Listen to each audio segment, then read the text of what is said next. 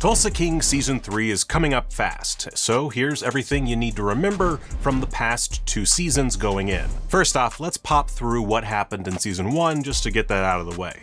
Our Sylvester Stallone-shaped protagonist is Dwight Manfredi, a 75-year-old gangster who's just gotten out of a 25-year stint in prison.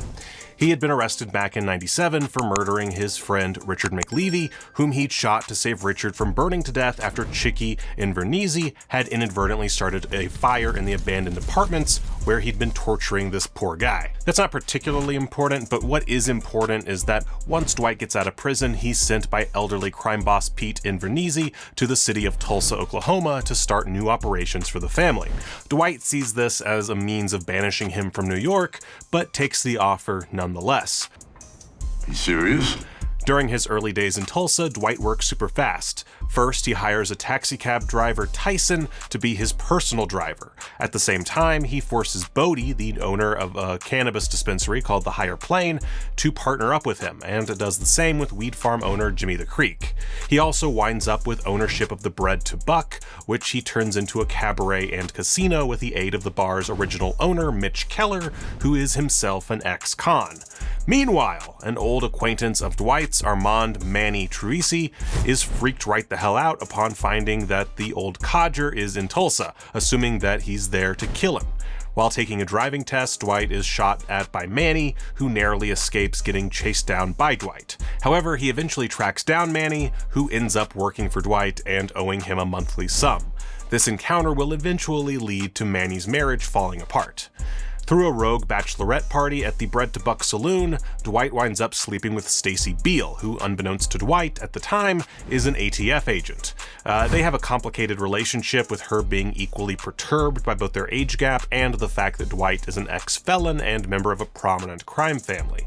However, they also enjoy each other's company, and even share information, thanks in part to Stacy working to uncover incriminating evidence in the case against Keelan Waltrip, the leader of the Black Macadam motorcycle gang. That gang is also an enemy of Dwight's, due to both of them locally selling nitrous. Things go pretty wild from there. Dwight goes to New York for his brother's funeral and winds up killing this guy Nico, who assaulted Dwight's daughter Tina while Dwight was in prison. The Bred to Buck gets attacked by the Macadams, Stacy later gets shot and put in the hospital, Bodhi shows off his hacker skills, and Dwight winds up using Keelan Waltrip like he's Linnea Quigley in Silent Night, Deadly Night. The first season ends with Tina moving her family to Tulsa, while Stacy retains her job with the ATF on the condition that she help in the case against Dwight. The Bred to Buck, now doubling as a casino, is a smashing success, and Dwight's arrested for attempting to bribe Stacy with a flash drive full of money. Womp womp. Season 2 introduced a slew of new characters and ideas. While in jail, Dwight meets a guy named Harlan, who winds up selling his wind farm to Dwight at a steep discount later in the season. For antagonists, we get 3 options: Bill Bevilaqua, Cal Thresher, and Jackie Ming. Of those, Ming is probably the least important to the upcoming season because he's got a serious case of the being deads, though there are some ways that could affect the story going forward. For one thing, as the head of the triads in Tulsa, he was a dangerous guy with presumably pretty dangerous allies. These could come out of the woodwork following his demise at the hands of Tyson, who in turn will probably face some psychological effects after making his first kill. Side note, is it weird to anyone else that Grace goes from being triggered by Dwight to murdering what feels like countless men at his behest? I wonder if that'll ever be brought up. Hell, it might make a good storyline for Season 3. Anyway, Cal Thresher is another antagonist for Dwight. He's a ruthless businessman who's partnered up with Jackie Ming in a successful weed enterprise.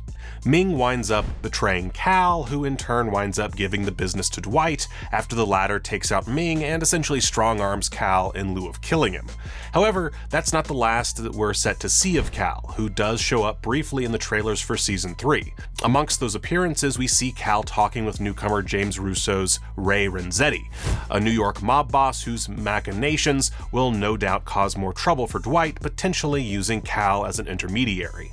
Then there's Bill Bevilaqua, who I think might be the overarching antagonist for the show.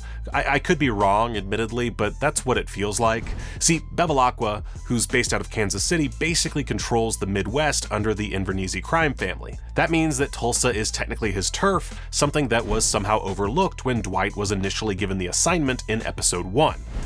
He has a beef with Dwight throughout season 2, which ends with quite a few dead, RIP to Jimmy the Creek, before the two come to an agreement at the end of the season, with Bill getting a 50% share of Dwight's proceeds after he kills Chickie at the Bred. In the full season 3 trailer, we see that Bevilaqua is none too pleased by Dwight's new foray into the distillery business, which brings with it our apparent season 3 big bad, Jeremiah Dunmire, portrayed by the one and only Robert Patrick. Anyway, we don't meet or hear anything about the Dunmires in seasons 1 or 2, so for now they're not important. What is important is that Bevilaqua is going to want a cut, meaning that the truce between the Manfredis and the Bevilaquas is unlikely to last more than a few episodes.